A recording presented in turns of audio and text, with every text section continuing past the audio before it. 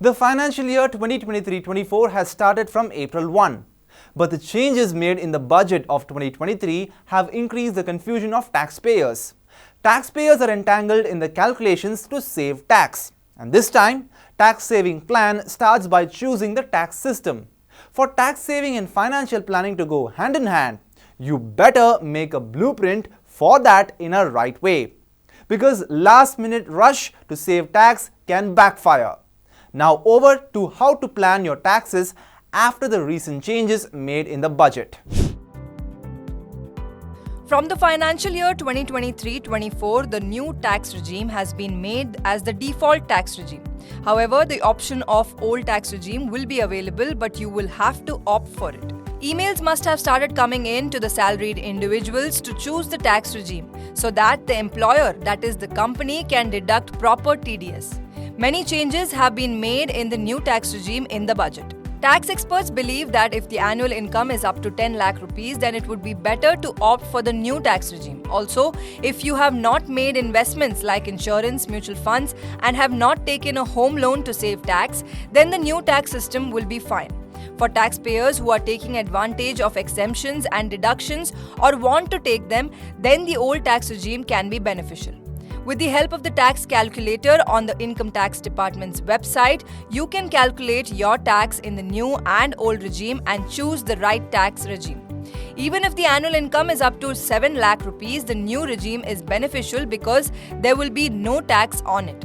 Tax saving is definitely a part of financial planning, but investment should not be done to save tax. Instead, it should be done on the basis of financial goals.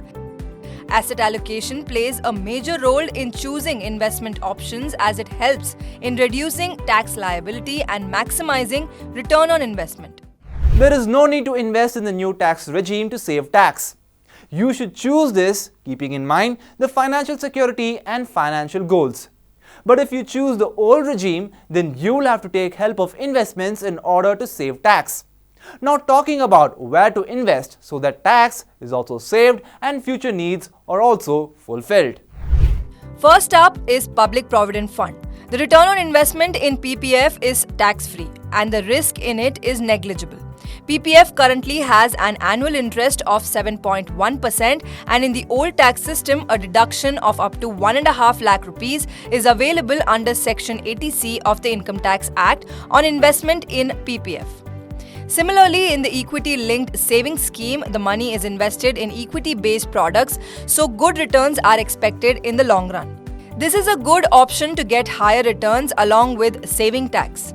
Keep in mind that ELSS doesn't give fixed and instead gives returns according to the market. It has a lock-in of 3 years, which is the least compared to the other tax-saving options. National pension system is a good option both in terms of saving tax and putting together capital for old age. Investing in it gives an additional tax exemption of 50,000 rupees, which is over and above the deduction of 1.5 lakh rupees under Section 80C. If you opt for the new tax regime, the additional deduction of 50,000 rupees will not be available. However, it can add up to a good corpus for retirement. Whether you choose the old tax regime or the new one, for financial security, do opt for term and health insurance.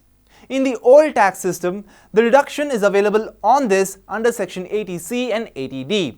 Both of these will come to rescue in difficult times. Keep in mind that the money deposited in PPF should not be withdrawn before maturity or retirement. Section 80C also has many expenses that save tax. These include children's education fees, home loan principal repayment, stamp duty and registration charges on buying a new property. Apart from this, in EPF, there is also your share of contribution. If the limit of 80C is fulfilled by doing all these things, then do not invest further under it.